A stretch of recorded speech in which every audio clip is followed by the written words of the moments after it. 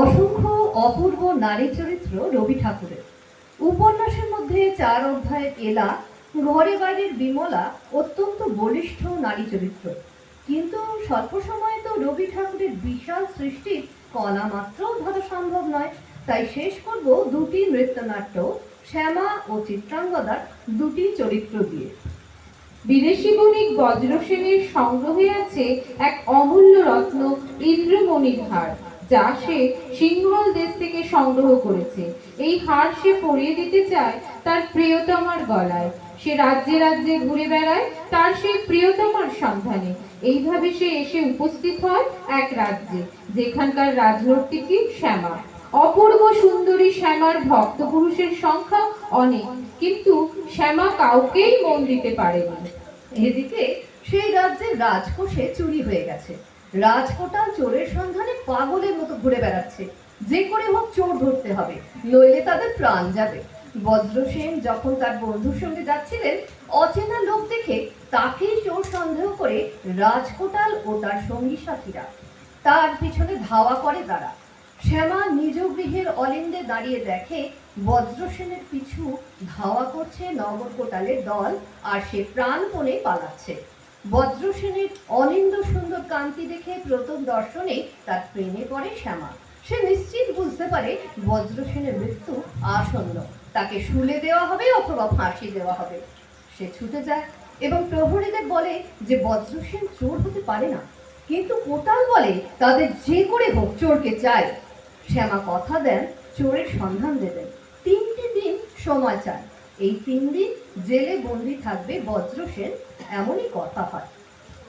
নবীন কিশোর উত্তীয় শ্যামার প্রেমে পাগল, কিন্তু শ্যামা তার প্রেমের প্রতিদান দিতে পারে না। তখন উত্তীয় বলে যে সে শ্যামার জন্য প্রাণদান করতে পারে। শ্যামা তাকে বজ্রসেনের চুরির দায় নিতে বলে এবং রাজ অঙ্গুলিও তাকে দেয় তার এই কাজের শেষ পুরস্কার স্বরূপ। উত্তীয় কোটালকে গিয়ে বলে সেই আসল চোর এবং প্রমাণস্বরূপ দেখায় যে সে রাজ অঙ্গুলিও চুরি করেছে। কোটাল তাকে গ্রেপ্তার করে ও ফাঁসি দেয়। বজ্রসেনকে ছেড়ে দেওয়া হয়। শ্যামা ও বজ্রসেন রাজ্য থেকে পালিয়ে যায়। বজ্রসেন ও শ্যামার প্রতি অনুরক্ত হয় এবং দুজনে প্রেমের জোয়ারে ভেসে চলে।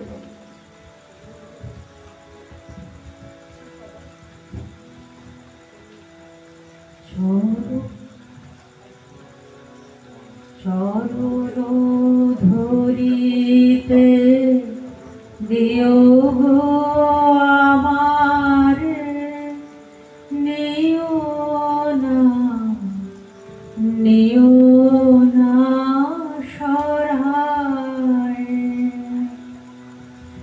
জীবন মরণ সুখ দুঃখ দিয়ে বুকে ধরিব জড়ায়।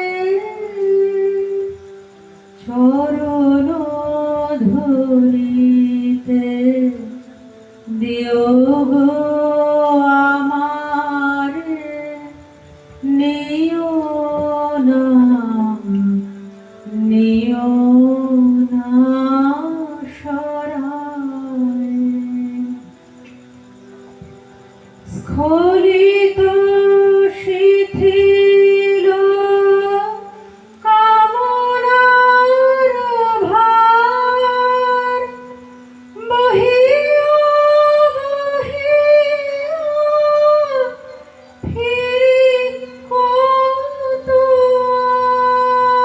আর।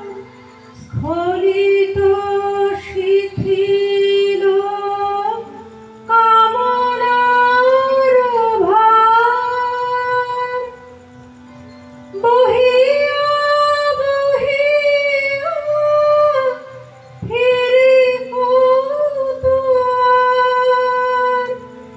নিজ হাতে তুমি গেঁথে নিও হাত, ফেলো না আমারে ছড়ায়। চরণ ধরিতে দিও গো আমারে, নিও না, নিও না সরায়ে। একদিন বজ্রসেন শ্যামাকে জিজ্ঞাসা করে যে সে এই অসাধ্য সাধন কি করে সাধন করলো এবং বজ্রসেনের মুক্তির ব্যবস্থা করলো।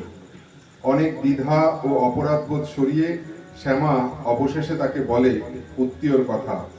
যে যুবক চুরির দায় মাথায় নিয়ে শুধু শ্যামার জন্য নিজের জীবন দান করেছে, শুনে বজ্রসেন চমকে ওঠে। সে মেনে নিতে পারে না এই মিথ্যাচার, এই পাপ এবং এক যুবকের বিনিময়ে তার এই মুক্তি। শ্যামার অনেক অনুনয়ও বজ্রসেন শ্যামাকে ক্ষমা করতে পারে না।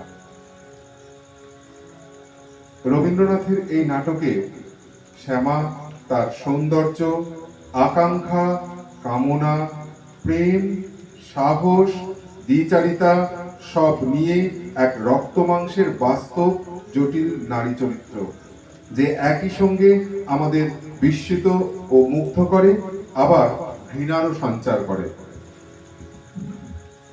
ঘুমিতে পারিলাম না যে ক্ষমহে মম দীনতা, পাপী জন শরণ প্রভু।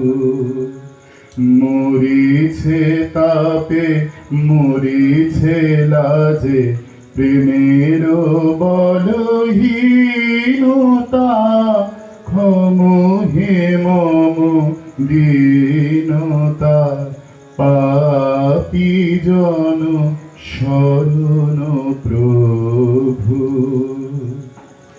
প্রিয়ারে নিতে পারিনি বুকে, প্রেমেরে আমি হেনেছি, পাপীরে দিতে শাস্তি শুধু পাপীরে ডেকে এনেছি। জানি গো তুমি ক্ষমিবে তারে, যে অভাগিনী পাপের ভারে চরণে তব বিনতা।